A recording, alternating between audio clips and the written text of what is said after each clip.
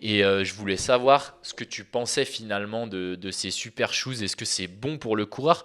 Parce que c'est pareil, c'est une technologie finalement où on a peu de recul dessus. Donc les études scientifiques, tout ça, il y en a eu très peu parce que bah, forcément les études scientifiques, ça se fait aussi avec le temps.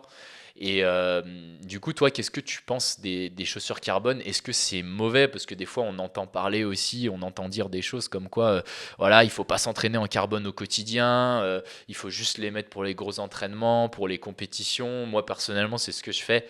Je sors les carbones uniquement pour les gros entraînements et les compètes. Et au quotidien, j'essaye quand même de garder des chaussures de footing et faire ma rotation comme ça. Donc, c'est quoi ton avis un peu sur tout ça? Tout à fait, alors je te rejoins tout à fait sur l'entraînement. La chaussure de carbone, ça va être une chaussure qui est, comme tu l'as dit, qui est très légère, qui est très fragile. Et forcément, en fait, elle est faite vraiment pour faire des chronos et ça va être très instable. Donc, en fait, c'est une super chaussure. Comme je te rejoins sur tout ce que tu as dit, je suis tout à fait d'accord avec toi sur l'évolution de cette chaussure-là.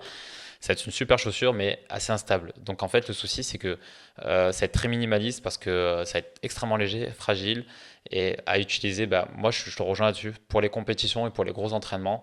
Mais je trouve que ça reste important de varier ces chaussures parce que si tu mets que ça, je pense que tu peux finir par te blesser parce que la chaussure, si tu veux faire tout ton volume d'entraînement avec cette chaussure-là, je pense qu'au bout d'un moment, ça va être inadapté. Tu risques de développer des douleurs.